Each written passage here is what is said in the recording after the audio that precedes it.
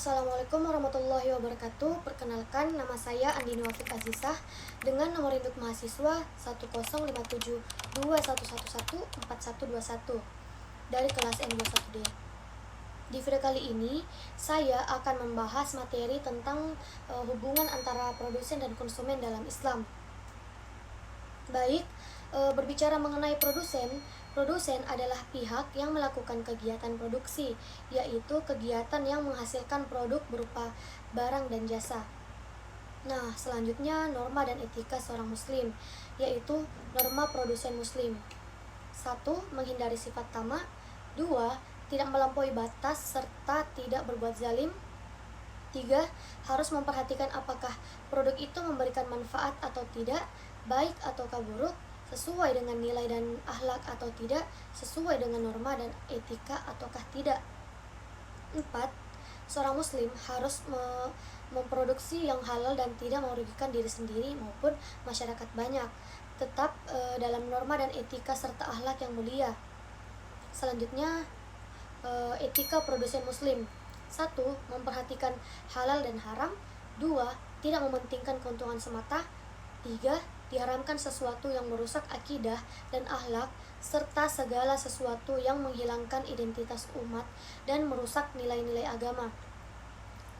Jelaslah terlihat bahwa produsen muslim harus memperhatikan semua aturan yang telah ditetapkan sesuai dengan ajaran Islam. Sementara produsen non-muslim tidak mempunyai aturan-aturan seperti yang saya sebutkan tadi.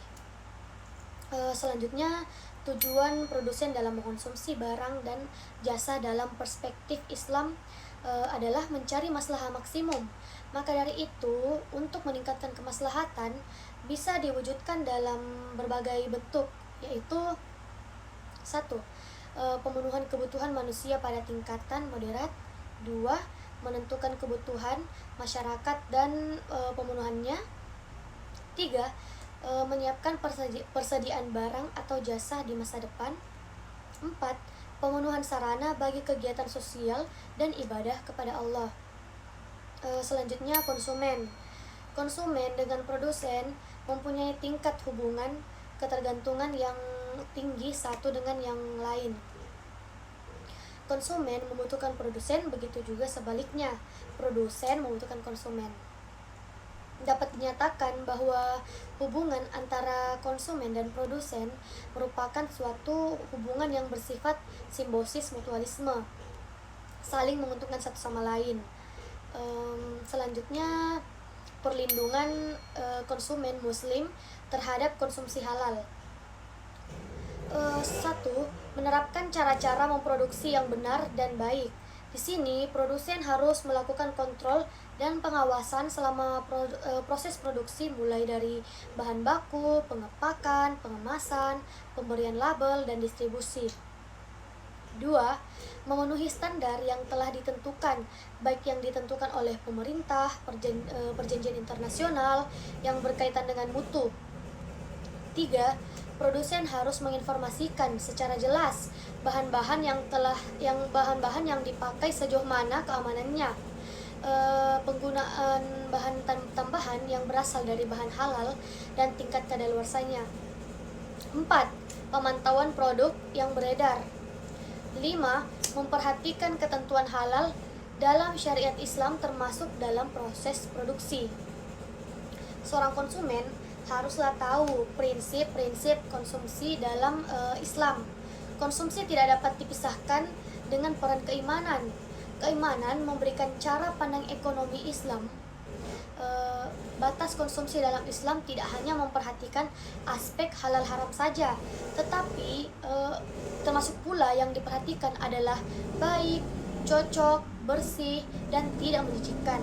Dari yang saya sampaikan tadi, dapat disimpulkan bahwa perilaku konsumen dalam ekonomi Islam haruslah benar-benar mengetahui dan memahami apa saja prinsip konsumsi yang disyariatkan oleh Islam sendiri dan meningkatkan keimanan dalam memenuhi kebutuhan konsumsi barang atau jasa yang diinginkan. Contohnya dalam kasus makanan yang mengandung zat berbahaya. Pedagang hanya memenuhi kebutuhan dari permintaan konsumen, bahwa makanan yang mengandung zat berbahaya merugikan kesehatan manusia. Pedagang tidak bertanggung jawab karena masyarakat itu sendiri yang membutuhkan. Sementara pedagang hanya memenuhi apa yang dibutuhkan masyarakat. Dengan demikian, tentu saja tidak bisa disangkal bahwa pedagang mempunyai peranan yang sangat besar dalam kehidupan manusia modern, baik dari segi makanan, pakaian, dan lain-lain. Bisnis harus dikendalikan dalam batas-batas yang jangan sampai merusak kebebasan dan kesehatan setiap konsumen atau masyarakat secara keseluruhan.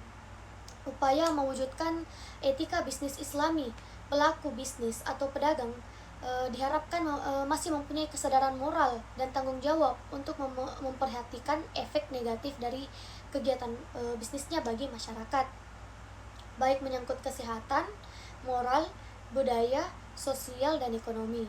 Serta diharapkan pelaku-pelaku bisnis atau pedagang masih peka terhadap kepentingan keadaan masyarakat untuk tidak sampai merusaknya hanya demi keuntungan bagi dirinya.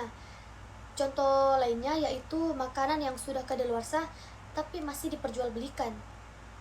Pedagang tetap menjual makanan yang sudah kadaluarsa selama makanan tersebut masih ada permintaan dari konsumen. Maka makanan tersebut tetap dijual agar terhindar dari kerugian tanpa memikirkan efek negatif atau efek samping dari makanan tersebut yang akan dialami konsumen. Hal tersebut disebabkan ada sebagian pedagang yang tidak mengetahui tentang etika berdagang, serta pengetahuan juga mempengaruhi tingkat pemahaman tentang etika berdagang yang islami yang dianjurkan dalam Islam.